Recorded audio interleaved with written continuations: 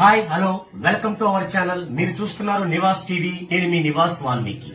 Cosmic వాస్తు series లో భాగంగా ఇప్పటి వరకు మనం 7 మూల సిద్ధాంతాల గురించి చెప్పుకున్నాం. ఈ రోజు 8-9 మూల సిద్ధాంతాల గురించి చెప్పుకుందాం అండి. 8వ మూల సిద్ధాంతం ఏంటంటే గరిమినాభి సిద్ధాంతం, అంటే సెంటర్ ఆఫ్ గ్రావిటీ.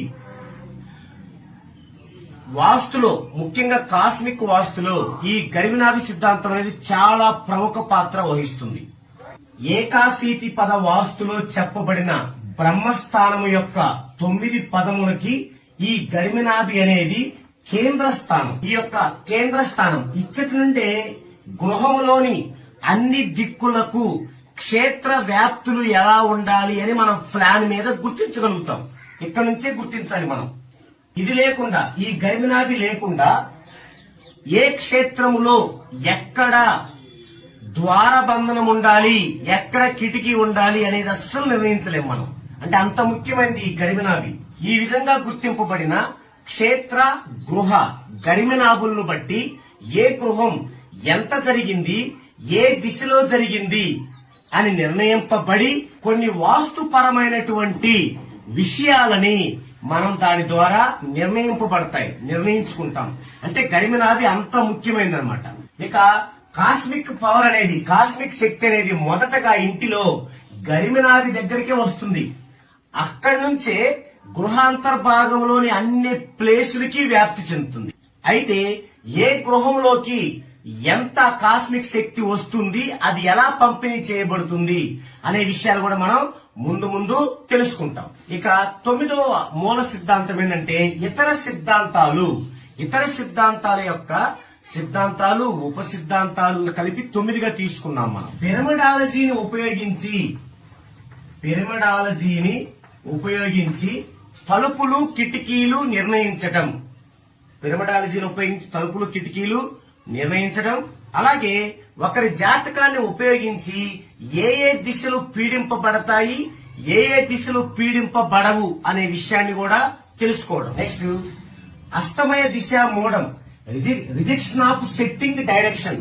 ఈ యొక్క సిద్ధాంతాన్ని అనుసరించి ఏ దిశలు అస్తమయం అవుతాయి, ఏ దిశల్లో సింహద్వారాన్ని ఎత్తవచ్చు అనేది నిర్ణయించడం. ఏ దిశలు అస్తమిస్తాయి ఎందుకు తెలుసుకోవాలంటే, ఏ దిశలు అస్తమిస్తాయో తెలుసుకొని ఆ దిశల్లో ఉండేటువంటి అక్షరాలతో మొదలయ్యే పేర్లు గలవాళ్ళు, ఆ దిశలతో మొదలయ్యే అక్షరాలతో పేర్లు గలవాళ్ళు అటు సింహద్వారాన్ని పెట్టుకోకూడదు. ఎవరికి ఇదంతా? డేట్ ఆఫ్ బర్త్ లేని వారికి ఏ దిశలో అస్తమయం అవుతాయో వాళ్ళ జాతక చక్రం ద్వారా తెలుసుకొని ఆ అస్తమయం అయ్యేటువంటి దిశలకు సంబంధించిన అక్షరాలతో మొదలయ్యే ఆ పేర్లు గల వాళ్ళు ఆ దిశల్లో వైపు ఆ ద్వారబంధనం ఎత్తకూడదు అనేది నిర్ణయించవచ్చు అనమాట. డేట్ ఆఫ్ బర్త్ లేని వాళ్ళకేనండి ఇలా చాలా విషయాల్ని ఈ అస్తమయ దిశ మోడం అనేటువంటి పద్ధతి, రిజెక్షన్ ఆఫ్ సెట్టింగ్ డైరెక్షన్ అనే పద్ధతి నిర్ణయిస్తుంది. దీన్నే సర్వతోభద్ర చక్రం అంటారు. దీని గురించి ముందు తెలుసుకుంటాం. ఇప్పుడు అసలు సైట్ ని ఎలా ఎంపిక చేయాలి అనేది చూద్దామండి. సైటు, ఇది మన సైట్ అనుకుంటే సరిగ్గా దిక్చూసికి సరిపోతే చాలా మంచిది. ఇక్కడ సైటు దిక్చూసికి సరిపోవడం అంటే సైట్ యొక్క పొడవు, అంటే సైట్ యొక్క నార్త్ సౌత్ ను కలిపేదాన్ని సైట్ యొక్క పొడవు అంటారు. ఈ సైట్ యొక్క పొడవు అనేది అయస్కాంత ఉత్తర దక్షిణ ధ్రువాలకి కరెక్ట్ గా ఉండటం. అంటే అర్థం ఏంటి? ఇంకా ఆ సైట్ యొక్క బేరింగ్ 0 degrees కలిగి ఉండటం. ఇలా ఉంటే మంచిది. ఒకవేళ ఇలా లేకపోతే కనీసం ఈ యొక్క సైట్ పొడవు అనేది అయస్కాంతానికి 60 degrees, అయస్కాంత రేఖకి 60 degrees ఉంటే మంచిది. ఒకవేళ 90 degrees ఉందనుకోండి, 90 degrees ఉంటే ఈ యొక్క సైట్ అనేది ఖచ్చితంగా చతురస్రాకారంగా ఉండాలి. ఒకవేళ దీర్ఘ చతురస్రాకార సైట్ అనుకోండి, మనం కరెక్ట్ గా 90 degrees చేయకూడదు, 89 degreesకే సరి చేయాలి. ఇక ఇంటి గణ పరిమాణం అంటే ఇంటి వైశాల్యం ఇంటి ఎత్తుగా తీసుకోవచ్చు, లేదా పొడవు వెడల్పు ఎత్తు మల్టిప్లికేషన్ హెచ్ వేసుకొని పొడవు ఇంటి వెడల్పు ఇంటి ఎత్తుగా తీసుకోవచ్చు. ఉదాహరణకి ఇంటి ఎత్తు గనక 12 అడుగుల 4 అంగుళాలు ఉందనుకోండి, అంటే 376 సెంటీమీటర్లు ఉందనుకోండి. ఇప్పుడు ఈ ఎత్తును ఎలా తీసుకోవాలంటే మనం ఇంటి యొక్క ప్లింత్ అంటే ఇక్కడ బీమ్ పునాది. అంటే ఇల్లు కట్టుకునేటప్పుడు కింద మనం బీమ్ వేసుకుంటాం, దాన్ని ప్లింత్ అంటాం. ఈ ప్లింత్ అనేది 2 డిగ్రీల వరకు ఉంటే ఓకే, ఎత్తు యాజిటీజ్ గా తీసుకుంటాం. ఒకవేళ కొంతమంది ప్లింత్ ని రోడ్డుకి కిందగా డౌన్ గా ఉన్న సైట్ లో ప్లింత్ ని రోడ్డు కంటే పైకి రావాలని చెప్పేసి ఒక 5 అడుగులు లేదా 4 అడుగులు తెచ్చుకుంటారు. ఈ 4 అడుగులు వచ్చినప్పుడు ఏం చేయాలంటే 2 అడుగులే మనం ప్లింత్ కింద వేసుకోవాలి. యాక్చువల్లీ మొత్తం 4 అడుగులు ప్లింత్ ఉంటుంది, బీమ్ ఉంటుంది. కానీ 2 అడుగులే భీమి కింద తీసేసి ఇంకొక 2 అడుగులు ఈ యొక్క హైట్ కలుపుకోవాలి. అప్పుడు హైట్ ఎంత అయింది? 14 అడుగుల 4 అంగుళాలు అయింది. యాక్చువల్ గా హైట్ 12 అడుగుల 4 అంగుళాలే, కానీ కింద బీమ్ అనేది 2 అడుగుల కంటే ఎంత ఎక్కువ ఉందో ఆ ఎక్కువను కూడా మనం హైట్ లో లెక్కించుకోవాలి. ఇది చాలా ముఖ్యమైన విషయం. ఈ విధంగా కలుపుకొని ఈ యొక్క కొలతలతో మనం లెక్కించిన ఘనపరిమాణం, మనకి ఘనపరిమాణం ఫార్ములా ఉంది కదా, V=8D³ tan ఆల్ఫా. దీని ప్రకారం చూసిన, ఈ ఫార్ములా ప్రకారం చూసిన ఘనపరిమాణం కంటే ఎక్కువ ఉండాలి. అంటే మామూలు ఘనపరిమాణం ఏంటి? పొడవు ఇంటి అడిగిపోయి ఎత్తు వేసుకుంటాం.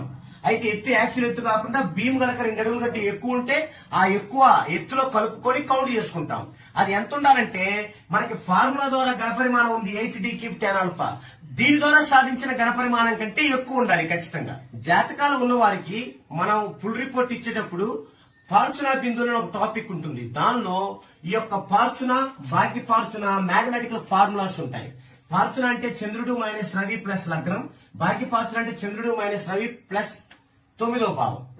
ఇలా వీటిని క్యాల్కులేషన్ చేసి మరలా ఫార్చునాకి 120 డిగ్రీస్ కలిపి, అలాగే భాగ్య ఫార్చునాకి 120 డిగ్రీస్ కలిపితే ఇలా 4 కోణాలు వస్తాయి.